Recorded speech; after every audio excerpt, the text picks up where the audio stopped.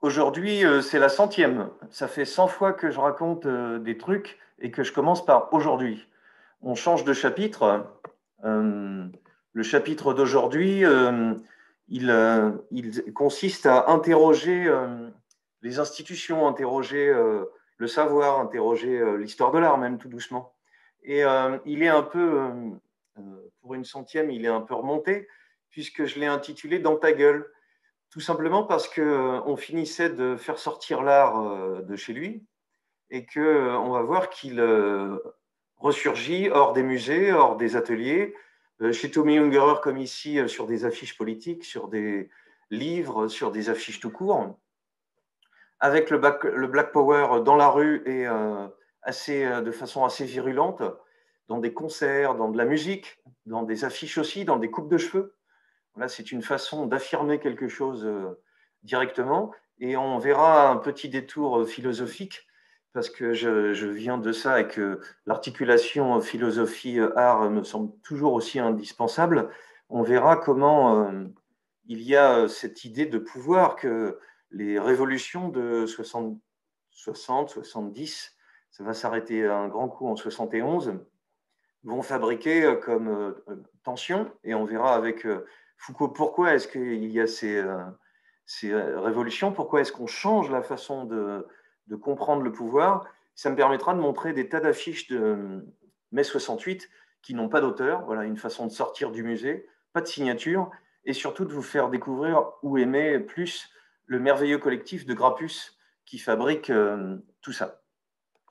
On a du pain sur la planche. J'ai commencé par Tommy Ungerer parce que cet homme est incroyablement un génie, au sens presque ancien du terme. Quelqu'un qui, si vous lisez sa vie, qui est tout à fait passionnante, si vous lisez l'angle dans lequel il se trouve, voilà, il est facétieux, il est à la fois alsacien à un moment donné où on ne sait pas si c'est allemand, où on ne sait pas si c'est français, où on ne sait pas si c'est quoi que ce soit. On va lui dire, et il le raconte dans ses carnets de jeunesse, quand on retrouve des petits dessins de jeunesse, on en est tout à fait stupéfait parce que le Ungerer que vous connaissez, c'est celui qui me sert de fond d'écran, c'est Les Trois Brigands, c'est Zelda, et ce sont les affiches politiques qu'il partira faire aux États-Unis. Par contre, le Tommy Ungerer enfant, c'est celui qu'on a découvert il n'y a pas si longtemps dans les carnets de jeunesse. Il a un musée, le musée de Strasbourg a adapté un morceau entier dédié à l'affiche et, et à Tommy Ungerer lui-même, tout simplement parce qu'il vient d'une époque où en 44, il est tout petit et il peut dessiner et voir ça pour de vrai. Il peut dessiner des soldats, il peut dessiner Mickey en Robin des Bois. Hein, on peut s'étonner à ce qu'il soit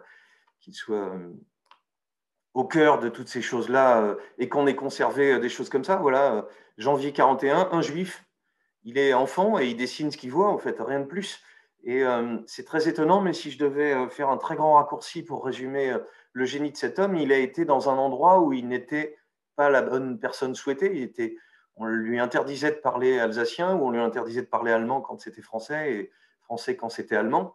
Et s'il est parti aux États-Unis, il a compris et pu faire ce chef-d'œuvre de la critique autour du Black Power et du White Power, de cette opposition qui ne serait pas très facile à résoudre, tout simplement parce que lui-même était de plein de pays différents et d'un endroit où les hommes peuvent être des sages comme Tommy Ungerer en finissant par dire je connais les deux côtés, je connais le pays de celui qui n'a pas de pays et je peux résoudre ça en créant des images pour réconcilier les gens, pour aussi mettre le doigt sur quelque chose qui pose problème. Et pour l'Europe, par exemple, en quelque chose qui a un sens très fort quand on grandit dans quelque chose comme ça. Cet entre-deux. Alors, ce que je me suis amusé à faire, c'est que j'ai pas mis d'ordre, en fait. On a à la fois des affiches pour l'Europe qui reprennent cette question des enfants. L'illustration est plutôt faite à l'aquarelle. Elle est assez mélangée d'eau et elle est reprise avec un cerne à chaque fois. Elle est d'une grande lisibilité à chaque fois. Elle est capable, Tommy Ungerer, c'est trois carrières différentes, celle de l'illustrateur pour enfants et des trois brigands, mais il est aussi celui qui part aux États-Unis et réalise des affiches politiques incroyablement importantes, et celui qui est pas du tout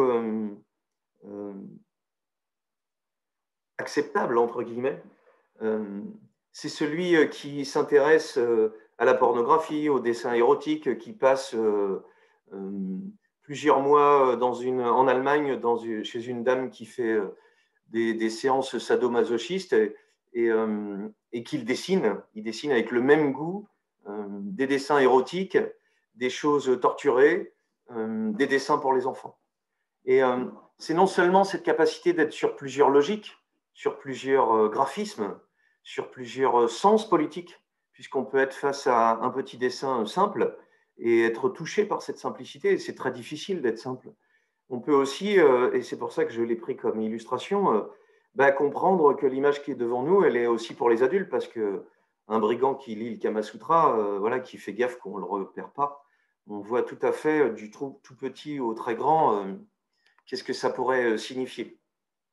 Cette capacité de plusieurs graphismes, cette capacité de plusieurs niveaux de lecture, en fait un homme hors du commun artiste. Voilà, la beauté de couleurs de cet jeu d'aquarelle, de cet aplat de verre et de ces belles fesses à bas et talons aiguilles qui est en train on dirait, traire une licorne. On ne sait pas à l'expression de la licorne si elle est contente ou si elle est surprise. Le même peut faire The Party, c'est-à-dire un livre tout à fait passionnant qui montre la société américaine, l'affiche du docteur Folamour de Kubrick. The Party, voilà, une série de caricatures qui montre toute cette société riche américaine avec des nez de cochon et une petite queue, ce qui fait qu'ils peuvent se reconnaître entre eux. Quelque chose de très satirique, très violent, très efficace visuellement, parce que ce petit trait tendu, qui est presque fait du bout du crayon, qui a l'air d'inverser presque la joue, les visages et les fourmis qui fabriquent le corps de cette personne. Voilà, c'est l'angle de vipère qui s'entremêle. C'est une capacité d'aller sur plein d'univers graphiques, une capacité d'aller sur plusieurs univers. Vous comprenez dans l'introduction qu'un auteur qui fait à la fois des trucs pour les enfants et des dessins sadomaso, voilà, il y a un des deux qu'on ne peut pas. Évidemment, ce ne sont pas les mêmes lecteurs, mais c'est ça qui est riche. Quand on est grand, on peut lire les deux et on peut voir que la richesse d'un artiste, c'est d'être capable d'aller dans plusieurs univers. Et voilà pourquoi je suis dans le contemporain et pourquoi j'invite Tommy Ungerer à y être, c'est qu'on est sur plusieurs niveaux de lecture, qu'on est sur plusieurs médiums, qu'on est sur de la caricature qui paraît dans des journaux, qu'on est sur une économie qui fait penser au dessin de Steinberg. Voilà, ces masses de noirs qui encadrent ces femmes en blanc suffisent à faire comprendre des rapports de pouvoir qui sont encore au cœur de nos questions aujourd'hui, voilà, les rapports de pouvoir. Et d'être capable, par ce jeu avec des fonds unis, de suggérer, Jean de la Lune, des choses très puissantes. Voilà les cadeaux envoyés au Vietnam, une ironie féroce, un white power et un black power, capables de se manger mutuellement dans leur haine réciproque et dans la haine qu'ils valorisent. On est encore aujourd'hui, en 21, au cœur de tensions comme celle-là, au cœur d'invisibilité comme celle-là. Ce gavage des populations colonisées au moment de la guerre du Vietnam en 67, Tommy Ungerer, c'est dans ta gueule parce que ça veut dire pas plus que ça, il n'y a pas besoin de beaucoup de discours, et c'est même aussi, pensons-y, quand on est peu politisé, une très bonne façon d'y entrer, une très bonne façon pour quelqu'un, un ado, quelqu'un qui commence, de comprendre par une image simplifiée. C'est très difficile d'être simple, de faire comprendre que quelque chose se joue politiquement à l'intérieur de ça.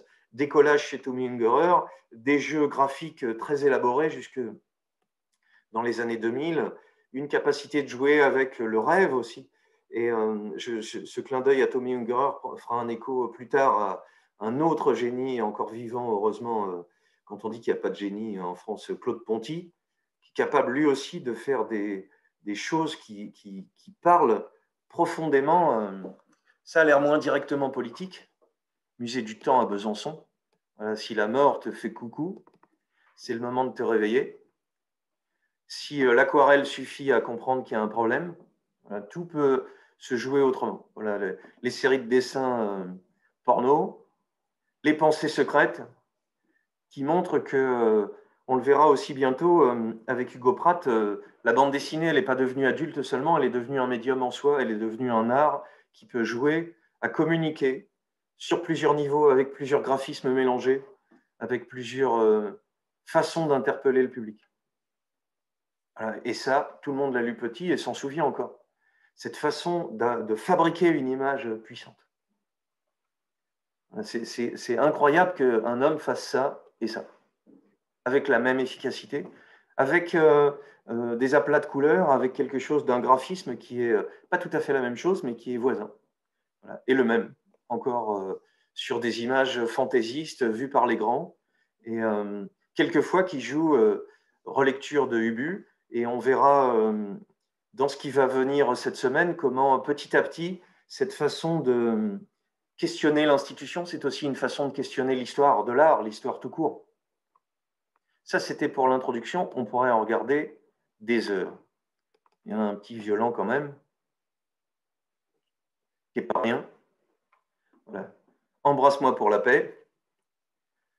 Un petit comme ça. Et si vous voulez, ça c'est pour Madame Rivière, je ne veux pas embrasser maman. Et si vous voulez faire des collages, ça fait longtemps que j'en avais pas parlé, on peut coller quelque chose et jouer avec.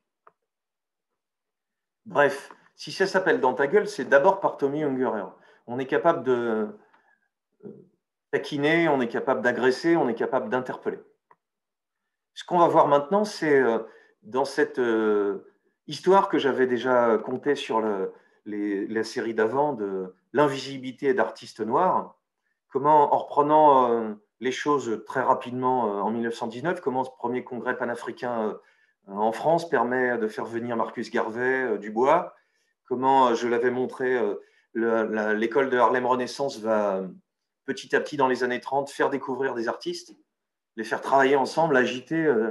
Voilà, Aaron Douglas, quand même un pur génie du graphisme et de la peinture mélangée. Dans cette époque art déco, là on est en 1939, et cette merveilleuse Elisabeth Catlett qui fait gravure et dessin et peinture, qui parle la simplicité de la touche, parle à tout le monde. Parce que dans ces années 50, la visibilité d'un noir aux États-Unis, ça peut être d'être juste dans un dessin animé et de faire connaître le basket, d'être ramené à un corps, pas plus que ça.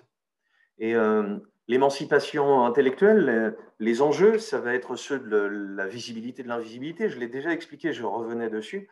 Et il va être aussi, par les Black Panthers, une façon d'intervenir dans l'espace des médias, dans l'espace réel, par la violence et par quelque chose qui interpelle les artistes. À la fois parce que l'art va être quelquefois limité face à la violence, face à une lutte politique, qu'est-ce qu'on peut faire? Comment on peut appuyer ça? Et aussi parce qu'elle va être stimulée par ça. Voilà, cette présence africaine en 56 qui donne ce premier congrès noir, j'étais passé un peu vite dessus, toujours cette librairie, à la fois parce que en 56, il y a tous ces gens qui sont invités à Paris, le merveilleux Ampateba, qui, au contact, et c'est toujours au cœur de ce que je veux dire cette semaine, comment relire l'histoire et comment venir questionner l'institution, voilà. Dans ce siècle où tout s'écrit et tous ceux qui n'écrivent pas voient écrire pour eux et parfois contre eux. Il faut se saisir des histoires qu'on a entendues à l'oral et il faut, hélas, les faire passer par l'écrit, les faire passer par le canal de la représentation, de l'image ou du texte. Ce que fait Ampateba, c'est même un alphabet qui permet la transcription des langues Peul, Songhai et Haoussa, qui permet par un vocabulaire, par un alphabet de transcription et de passage aux autres de langue orale. Même chose avec Cheikh Anta Diop qui va questionner cette histoire noire comme une unité et qui va interpeller par ses écrits les Noirs américains. Il n'y a qu'un seul salut, c'est la connaissance. Formez-vous, armez-vous de science jusqu'aux dents. Je ne dirais pas mieux et je continue, c'est pour ça que je suis là. c'est la même chose que ce que disait Louise Michel. Elle reviendra bientôt nous voir en disant que la meilleure façon de faire la révolution, c'est d'apprendre des choses. À formation égale, la vérité triomphe, formez-vous, armez-vous de science jusqu'au dos. On va comprendre que cette envie, ce discours va se heurter vite à des difficultés politiques tout à fait concrètes. Frantz Fanon, qui est vraiment un penseur merveilleux, peu connu, 57-61, qui a aussi rapport avec l'histoire de la psychiatrie, Peau noire, masque blanc. Et voici, dans cette petite émission que j'ai commencé à montrer hier, comment cette lutte noire va arriver dans ces années 60.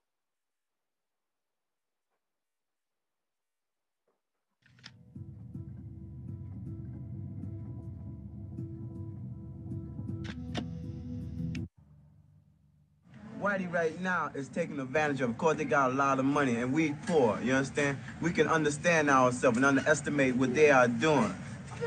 You know, when we have grand larceny, they try to throw every charge against us, and they beat us up bad, you understand? Like, they hate niggas, you know? And like, niggas hate Whitey. Look, you go 125th Street, you see Negro walking around, you see him, maybe they sneak in a store, they might take a pair of pants, they might be able to steal a shirt, you know, but that's because look where we live, look in Harlem.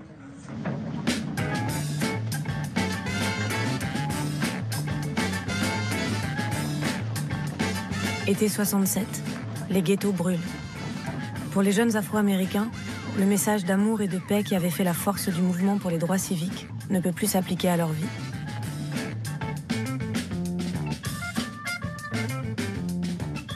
Leur quotidien reste le chômage, le harcèlement policier et les discriminations.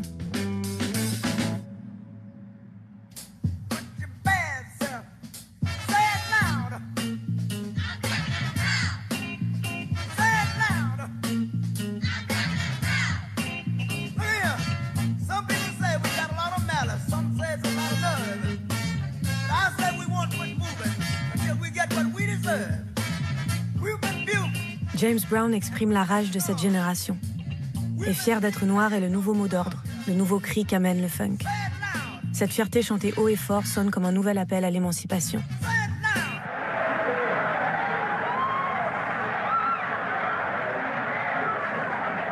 You must be able to get the guts to say, we are black.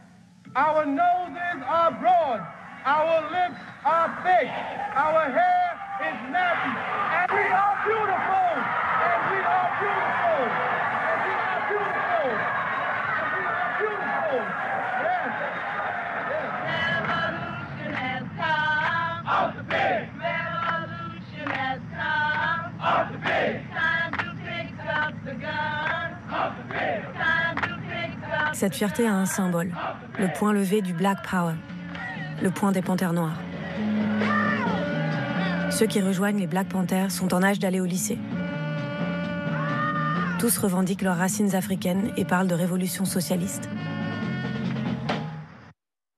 Voilà, ce qui nous intéresse, c'est à la fois de connaître peut-être mieux cette histoire qui ne serait pas connue de tous, mais aussi de voir qu'on est au cœur d'une visibilité, donc d'une histoire des images, celle de porter des colliers, celle de porter les cheveux longs, qui montre son africanité, celle de revendiquer une place visuellement, puisqu'on est invisible, et donc d'utiliser le discours qui est assez, qui n'est pas du tout édulcoré. Hein, c'est Carl Michael et influence Nina Simone, si vous avez l'occasion de voir ce beau documentaire sur Arte, et elle va risquer et entamer sa carrière pour des prises de position comme celle-ci, qui sont toujours à questionner aujourd'hui. Hein, c'est quand même une histoire qui est ancienne et qui, en un sens, évolue peu. On est au cœur d'une histoire de l'art qui n'existe pas dans les livres d'histoire de l'art, et au cœur d'une histoire qui, on va le dire de cette façon-là, voilà, quand il n'y a plus image, quand il n'y a plus discours, la violence va arriver. Et cette constitution des Black Panthers, elle est intéressante pour cette raison-là. Je vais vous remontrer un autre petit documentaire Arte qui raconte cette histoire du Black Power. Il y a une fable.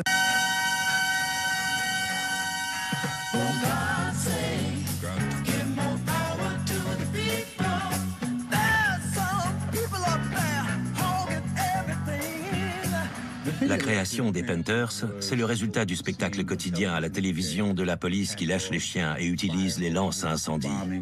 We stand on the eve of a black revolution, brothers. Des voix ont commencé à s'élever dans la communauté noire pour dire « Fini de tendre l'autre joue ». You tell them white folk in Mississippi that all the scared niggas are dead. We want black power. We want black power.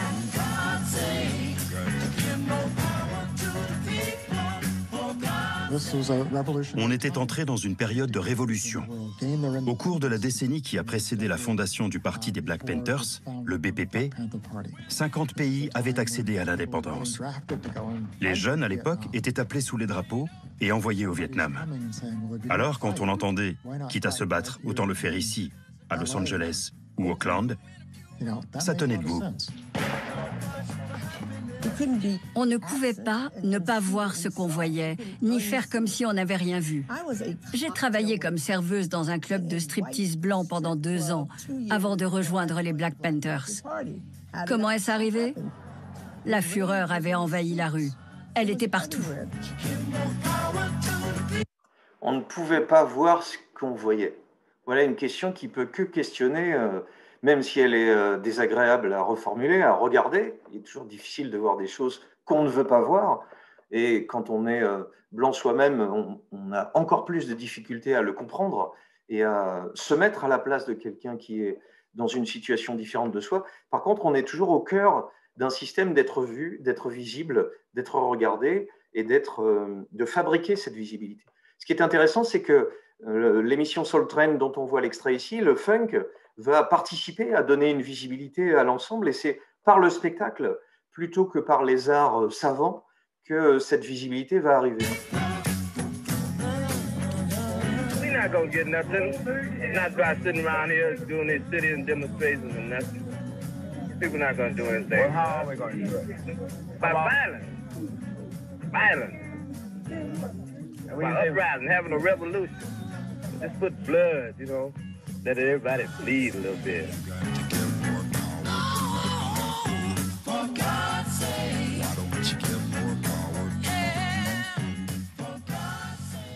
Relations between police and Negroes throughout the country are getting worse.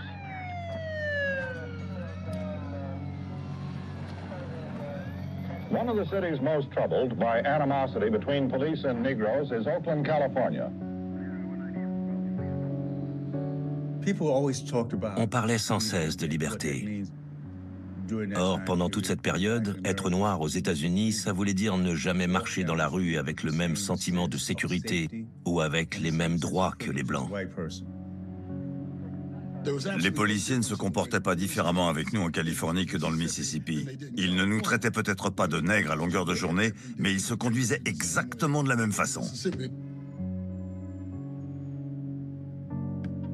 Ils nous passaient à tabac, nous braquaient leurs armes sur la tête. C'était ça, notre quotidien. Quand j'ai rencontré Huey et Bobby, ils étaient en train de fonder une organisation d'autodéfense. On n'avait pas prévu de créer un mouvement à l'échelle nationale. On voulait simplement s'organiser de manière à régler le problème à Auckland. On a pris la panthère noire comme symbole, en raison de la nature même de cet animal. Une panthère ne frappe pas la première. Si on l'attaque, elle commence par battre en retraite. Mais si on l'accule, alors elle frappe. Voilà. Finalement, le symbole, c'est celui-là. Celui de montrer le rapport à l'africanité, les cheveux, les chants, la collectivité, et celui par le cinéma, par exemple, par la marge, d'entrer en proposant avec Shaft le premier James Bond noir, et en plus un peu violent et un peu dragueur avec des méthodes limites. Voilà. On a possibilité de, par l'art populaire, d'entrer dans cet espace des médias, dans cet espace général. Et on aurait peine à en trouver chez Warhol des émeutes en rouge. J'ai en tête une ou deux choses comme ça, mais c'est assez peu en fait. Et quand Isaac Hayes, le musicien de Shaft, s'habille de cette façon-là, il est à la fois concrètement avec des chaînes autour du cou comme un esclave avant. Il ne s'agit pas seulement d'un look et d'une mégalo, ce qu'il a, une belle gueule, un talent incroyable et de la mégalo à ne pas savoir qu'en faire, mais dans la façon de fabriquer un costume, dans la façon de se coiffer, dans la façon de se présenter sur scène, il y a un message. Est-ce que c'est de l'art? Non. Est-ce que c'est de l'art par la marge? Sans doute. C'est en train d'entrer et de faire comprendre qu'il se passe quelque chose. La plus grande surprise, c'est celle-ci. Est-ce qu'on pourrait qualifier ça de performance? Est-ce que c'est à un moment donné, dans un espace médiatique, deux hommes qui gagnent en 68 à Mexico la course et qui lèvent un point noir ganté, dont vous savez peut-être que le numéro 2, Blanc, a lui aussi une histoire commune avec l'ensemble. Découvrez-le, c'est tout à fait passionnant. On est dans un espace qui sort de l'image et où par la rue, par l'agression, on va dire, quelque chose revient qui essaye de se faire reconnaître. Parce que ce que disait le documentaire, c'est qu'en 1959, à Libreville, les indépendances commencent à arriver. Patrice Lumumba sera élu en 60. Il se séparera de la Belgique. On aura ce merveilleux tcha-tcha de l'indépendance, puisque la musique africaine va suivre cette évolution et même y contribuer d'une certaine façon. Ce n'est pas du tout la bande sonore de cette époque-là. Ils vont, en faisant une chanson sur l'indépendance, jouer sur toutes les radios célèbres, marquer le grand public et faire passer un message qui permettra de signer avec la Belgique l'indépendance, mais le même Lumumba annonçant son envie de socialisme, de communisme, de rébellion. Voici la dernière image qu'on a de lui, on ne l'a jamais retrouvé. Voilà. Et ce qui est tout à fait étonnant, c'est ce documentaire de Thierry Michel qui montre Mobutu, le roi moqué, comique, voilà, mais qui reçoit ou qui est reçu par Reagan, par Nixon, par Giscard, voilà, qui toc. Ah oui, mais toc, c'est aussi une façon de ramener les racines de l'Afrique au nom d'une fierté. Voilà, c'est un dictateur, manque de chance, mais c'est aussi une façon pour le Zaïre de faire connaître ce discours d'indépendance vis-à-vis des nations occidentales. Alors c'est très compliqué parce que cette indépendance, elle est aux dépens de son peuple. Et voici ce petit chapeau relu par le grand Hervé Télémaque, dont je reparlerai plus tard, qui est à la fois le chapeau du nègre Banania et à la fois celui de Mobutu. Parce que ce que Mobutu va fabriquer avec l'argent de sa dictature, on ne peut pas l'appeler autrement, en 1974, c'est un des grands événements de l'Afrique et de ce fantasme que les Africains noirs ont de retourner habiter dans un pays. Le Libéria va arriver de cette façon-là. Et comment, par le spectacle, en invitant James Brown, en invitant le plus grand combat du siècle entre deux superbes champions, on va faire un concert pendant plusieurs jours et montrer avec le grand Rochereau que la musique africaine elle-même a un talent formidable. On va, si vous connaissez cette période... Championship fight between the champion, George Foreman, and the former champion, now the challenger, Muhammad Ali. Voilà, par la boxe, par le grand public, par les médias les plus populaires, on peut interpeller le monde et faire passer un message directement. Well, you know I love you, Joe. Look at this now as they stare on the body of Muhammad Ali. Ali lashes out with a light left. A straight right hand. Forehead of George Foreman. George Foreman again takes the light left inside as he tries. Voilà, ça on connaît un peu la suite grâce à cette photo qui est une merveille. Voilà, la photographie, les médias télévisuels, les grands événements qui vont rassembler tout le monde permettent de mettre en avant, de faire connaître ces figures de la révolution africaine que le livre de Bouamama remet en avant. Le Frantz Fanon, le Aimé Césaire, le Malcolm X, le Patrice Lumumba, des gens qui écrivent, qui pensent et que aujourd'hui encore, moi qui donne des conférences de philo, il y en a une jeudi sur les micro-pouvoirs, on va en parler tout de suite, eh ben, des philosophes africains, il y en a plein, et on serait bien en peine de les citer. Voilà pourquoi il faut venir jeudi. Pourquoi je fais ce détour par la rue? Parce que ce rapport au pouvoir, il est questionné par ces événements décolonisation, révolte étudiante, et vous voyez comment la séparation, vous avez peut-être noté cette petite phrase que les hippies, et c'est pas par les sit-ins qu'on va s'en sortir, là quelque chose est en train de basculer. Hélas pour le mouvement noir, il va aussi être heurté par des assassinats, des tensions internes à ce mouvement. Les grands philosophes, Reich, Marcuse, sont au contact, pour Marcuse ici, d'Angela Davis. Voilà, il y a quelque chose qui se noue entre eux. Frantz Fanon, préfacé par Jean-Paul Sartre, il y a une confluence d'éléments, c'est un petit chef-d'œuvre de 61, une confluence d'éléments qui font que toutes ces révolutions sont en train de prendre forme, de se développer et de accélérer ou accompagner cette révolution. Même si on a cherché longtemps à relier mai 68 à un écrit particulier, là, les critiques ouvrières ou ceux de la vie de tous les jours de Lefebvre ou de Baudrillard un peu après. On a beaucoup associé, j'en ai parlé, de la société du spectacle de Guy Debord et les situationnistes qui cherchent à autre chose qu'un rapport de pouvoir. J'ai un peu expliqué que ce qui s'était passé dans ces moments-là, et c'est là où je parle un peu plus de philosophie un instant, si vous voulez bien, c'est que finalement, on était face à des intellectuels, pas ceux-ci, mais qui sont encore dans une pensée, on va dire, marxiste, une pensée de rapport de force, une pensée de rapport de classe, dans lequel des minorités, des marges, les femmes, les noirs, les homosexuels ne trouvent pas forcément de quoi faire valoir leurs revendications. Cette contestation par bloc empêche en un sens une reconnaissance des particularités. Et il y a à l'intérieur de ces mouvements des tensions qui vont se développer et qu'on va retrouver chez les artistes. J'ai besoin de vous montrer, j'avais expliqué comment Foucault était celui qui parlait le plus, permettait de comprendre qu'il y avait une question de micro-pouvoir au cœur de ces questions. Et je voudrais vous montrer un tout petit extrait, d'abord un tout petit extrait, de ce qui a inspiré Foucault pour cette histoire de la folie, étudier la folie, ou juste après celle de la prison. Par où il est arrivé, et c'est là où il est un penseur qui est connecté à autre chose que l'histoire de la philosophie. Il va partir, si on va très vite, plutôt partir des usages que de la théorie. Le petit générique de l'émission de Louvain est redoutable, je ne sais pas qui a inventé de la télé avec des génériques comme ça.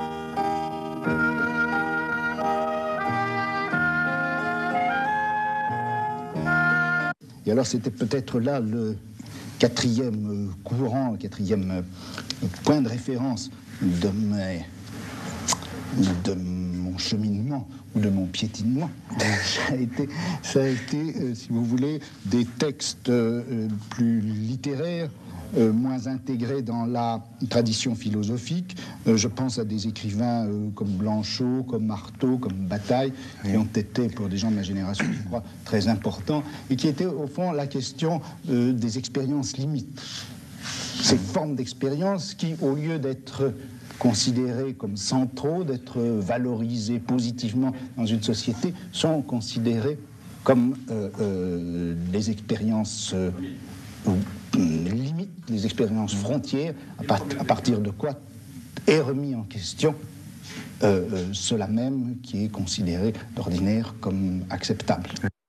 Qu'est-ce qu'il est en train de dire? Il est en train de dire, si je prends autre mot que limite, la marge, en fait, comment la marge permet de comprendre ce qui est au centre, comment toutes ces micro-pouvoirs sont au cœur de pouvoirs généraux et comment ces contre-micro-pouvoirs, c'est pour ça qu'on pourrait s'amuser à parler de contre-culture au pluriel, plutôt que penser qu'il y a un grand mouvement contre la société du spectacle.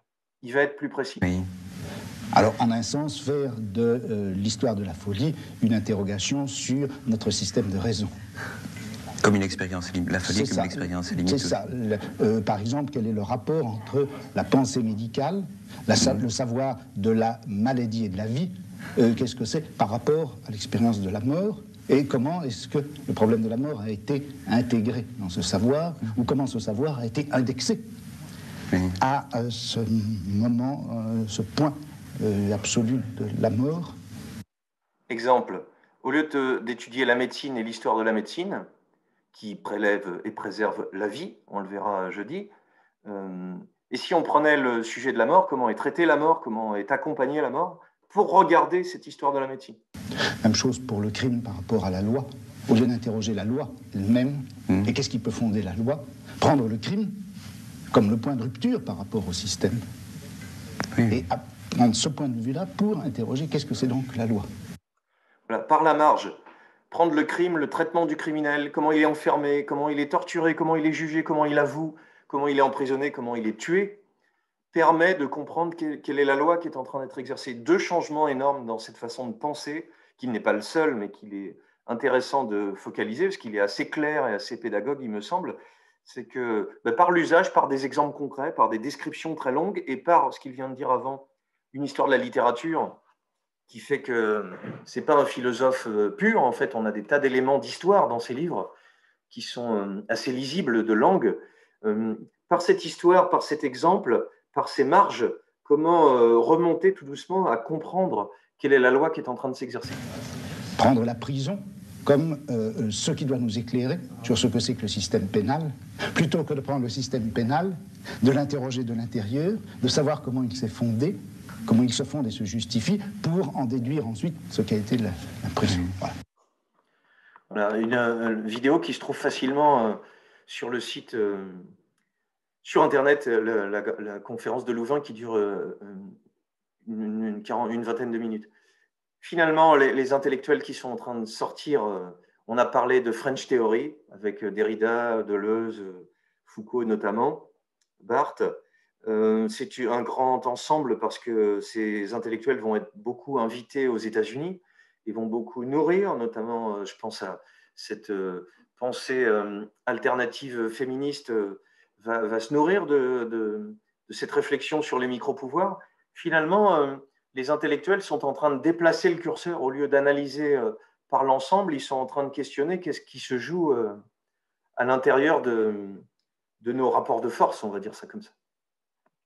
Je n'aurai pas vraiment le temps de vous faire écouter en quoi il y a modernité de pouvoir. Il faut venir jeudi, puisque je vais parler de ce livre qui est sorti très tard, en 78, et enfin les cours sont de 78 sur la biopolitique.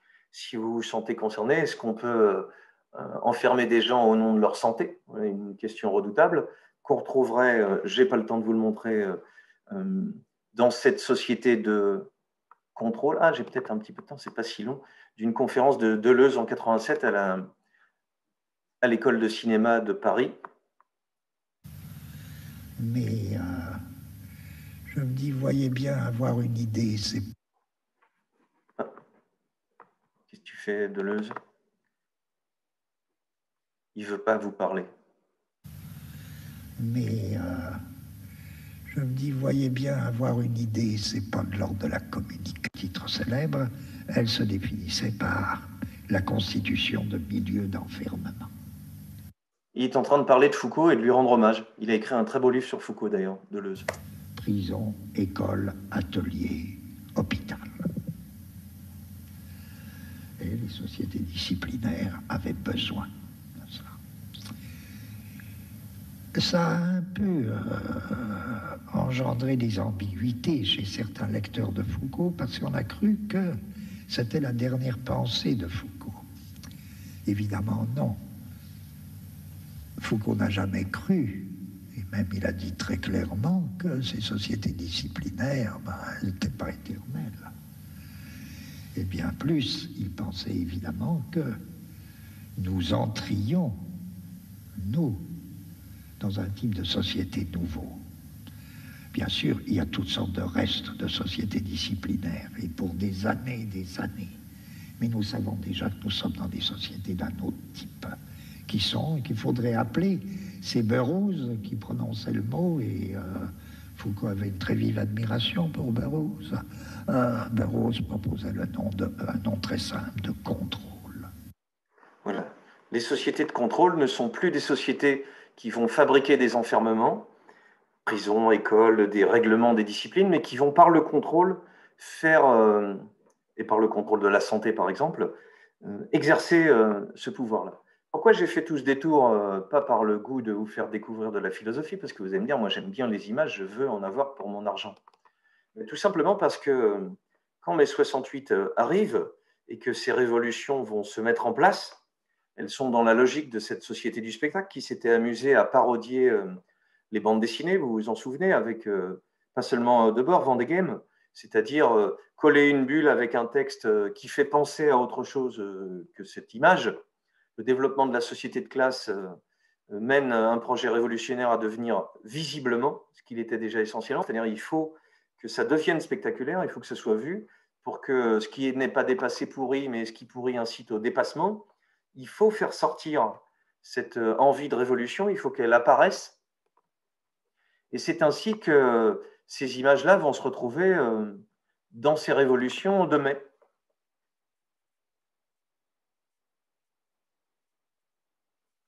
Ces révolutions de mai, c'est à la fois en France, on est un peu mégalo, il y en a eu ailleurs dans le monde entier et pas qu'un peu. Et on peut voir un instant de quelle façon ça s'est fait, très simple et court, et un peu de musique pour Bernard. Je m'appelle Véronique Supervielle, j'ai 19 ans, 8 mois, 14 heures, 2 minutes et 20 secondes. Un communiste doit être franc et ouvert, dévoué et actif. Il placera les intérêts de la révolution au-dessus de sa propre vie. La révolution, c'est un soulèvement, un acte de violence par lequel une classe en renverse une autre. Moi, je suis en classe de philo.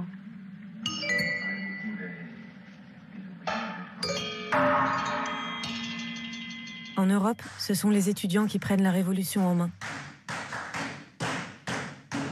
Ils sont désormais la catégorie de jeunes qui fait chier les autorités. Scheiß Deutschland. Scheiß Deutschland.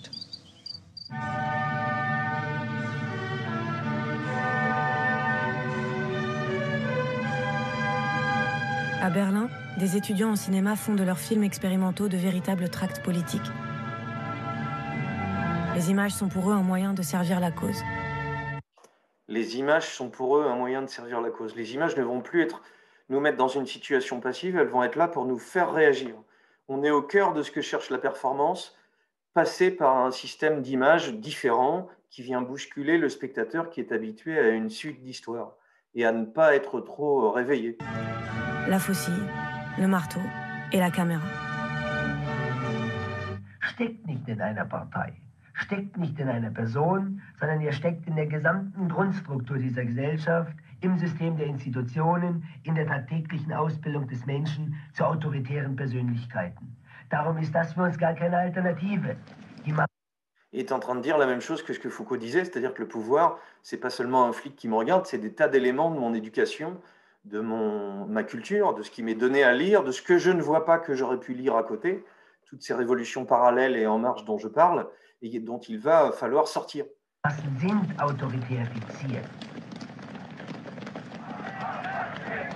Les jeunes occidentaux ont choisi leur camp, celui des opprimés.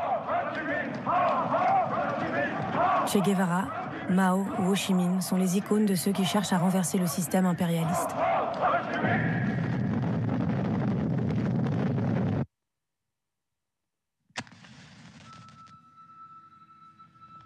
Ich wollte es einfach nicht länger hinnehmen, dass diese Gesellschaft jede Art von gewaltlosen Protest wie Demonstrationen oder auch gewisse Filme immer nur als Bestätigung ihrer vermeintlichen Freiheit toleriert.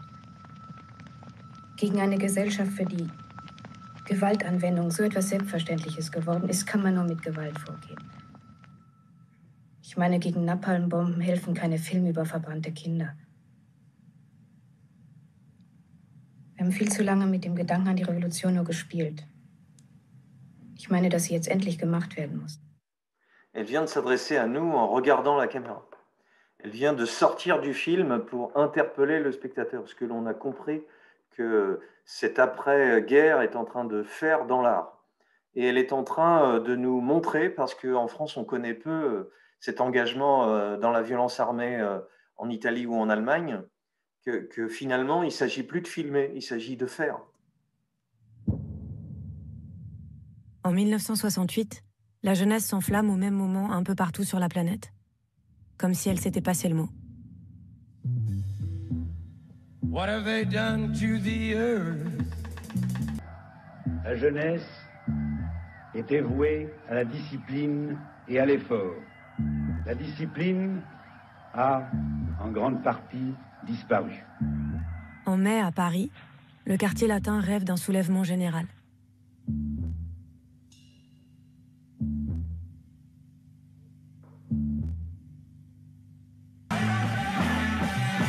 Nous ne voulons pas d'un monde où la certitude de ne pas mourir de faim s'échange contre le risque de mourir d'ennui. Baisez-vous les uns les autres, sinon ils vous baiseront. J'ai quelque chose à dire, mais je ne sais pas quoi. Vive les mômes et les voyous. N'allez pas en Grèce cet été. Restez à la Sorbonne. Laissez-nous vivre.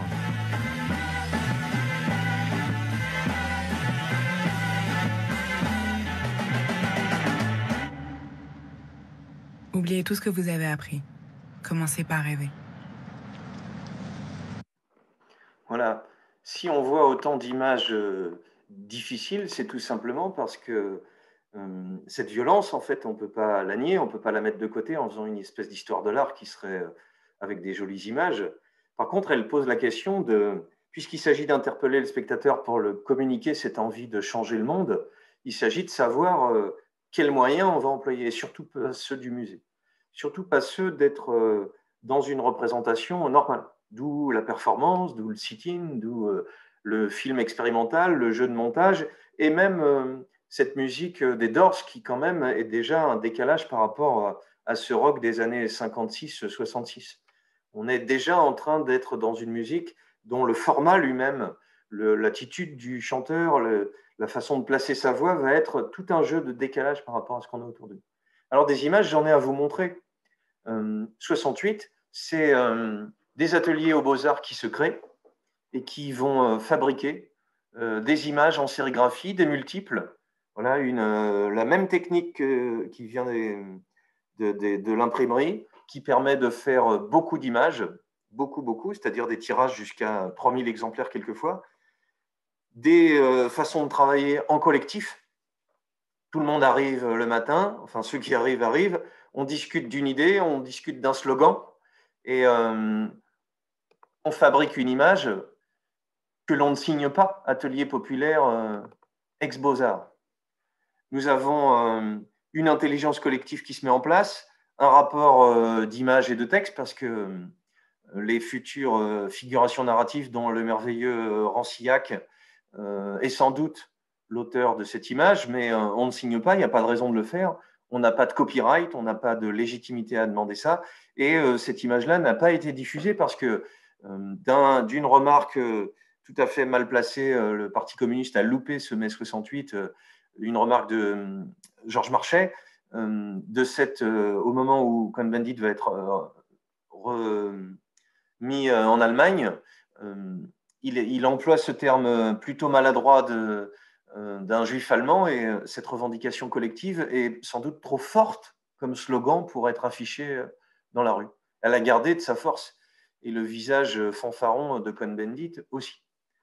Ces ateliers de Beaux-Arts sont l'exemple même de la façon de travailler collectif sur le fond, sur la fabrication, sur l'imagerie et sur la diffusion. Elles ont à la fois un petit goût romantique, parce que cette révolution dont on parle, on a toujours une façon de la montrer romantique, et c'est pour ça que je trouve important de montrer qu'elle est violente, en fait, aussi, qu'elle n'est pas du tout une petite balade, parce que quand quelqu'un tient un pouvoir, il n'a pas spécialement envie de le lâcher. On a toute une question sur De Gaulle, évidemment, qui, sur la chaîne principale, va reprendre la main, et donc sur cette liberté à la télévision, qui longtemps et encore sur Canal+ aujourd'hui est toujours compliquée. Une diffusion à grande échelle d'images, c'est pas innocent, c'est pas juste pour décorer. Et j'ai assez dit que notre art de la modernité qui voulait changer la vie à ce contemporain qui la questionne et qui veut, dans les faits, sortir du musée et interpeller tout le monde, voilà, qu'est-ce qu'il peut faire, ça? Il peut interpeller de cette façon-là dans des affiches qui, quelquefois, ne seront pas gardées, ne seront pas sauvegardées. Un petit thème rock, si vous avez l'occasion de voir cette espèce de folie avec Romain Bouteille et Michel Piccoli. Parce qu'il n'aime pas les gens, il les mange. Qu'est-ce que 68 fabrique? Des slogans, du graffiti avant même que Gordon Matta Clark ne le prenne en photo aux États-Unis, ou que la fin des années 70 ne considère que ça pourrait être une forme d'art. Voilà un slogan de ce type-là. Des images, des performances éphémères, et ce jeu de narration. Atelier populaire créé par les étudiants en 68 ont produit un nombre impressionnant d'affiches. Les étudiants qui occupent l'école des beaux-arts se tirent la bourre avec ceux qui occupent les arts déco. De Gaulle à poil avec une petite bite. Celui qui réalisera le visuel le plus percutant. Il y a une espèce de concurrence qui se met en place entre les arts déco et un rapport de force entre les deux. On va le voir avec le groupe Grappus. Après avoir soumis les projets au vote de l'Assemblée des étudiants, les arts déco impriment 1000 affiches par jour sur du papier journal offert par le journal L'Humanité. Qu'est-ce qui peut être diffusé? De quelle façon? Vous remarquez comment le système d'auteur est changé, le système de diffusion est changé, le système de validation est changé. Et le système de circulation de l'image, voilà, malgré des visuels s'associant à la cause des travailleurs grévistes, les étudiants ne parviendront pas à fédérer les deux mouvements. Et c'est Tardy qui va, dans cette merveilleuse image, garder une espèce de trace de tout ce qui s'est passé. Même si un des enjeux qui pique pour ceux qui ont rêvé à la Révolution, c'est que ces mêmes images, elles sont disparues. Quelquefois, les chansons, les slogans qui les ont accompagnés, et la femme de Tardy va en enregistrer pas mal. Mais cette société du spectacle qui était contestée, qui s'est fait manger par la représentation, par la télévision pour De Gaulle, par la manifestation aux Champs-Élysées, elle permet, libre de droit, de récupérer le même slogan par Édouard Leclerc des années plus tard. Le capitalisme, il n'a pas de scrupule à gérer ce qui peut se faire d'une autre façon. Puisque c'est libre de droit, c'est à tout le monde. Il suffit de ne pas avoir de scrupules. Voilà, cette façon de diffuser l'image, elle est chez Tommy Ungerer, dans le Black Panther avec ses slogans et ses logos, dans les affiches de 68, une façon de diffuser une révolution et de questionner l'ensemble. La fin de mon explication va vous faire découvrir, je crois, un merveilleux collectif qui s'appelle Grappus, qui se retrouve, si vous vous souvenez de notre histoire du graphisme, à la suite en France, un collectif qui naîtra en 68, on va dire, dans ces ateliers collectifs, et qui va vouloir le rester très souvent, et qui, quand il se séparera en 90, va se séparer justement sur cette question du droit d'auteur. Grappus arrive en France, qu'est-ce qu'il y a? Il y a Cassandre, qui fait des affiches merveilleuses, qui mélange l'illustration et un travail de typo, que vous connaissez, qui est une merveille, un travail sur le langage également. Mais finalement, ce que critique Grappus, c'est qu'après Cassandre, Savignac, qui était un merveilleux affichiste aussi, amène l'affiche finalement vers quelque chose qui est de l'imagerie, vers quelque chose qui est un peu mignon et qui est du côté du dessin plutôt que de la typo.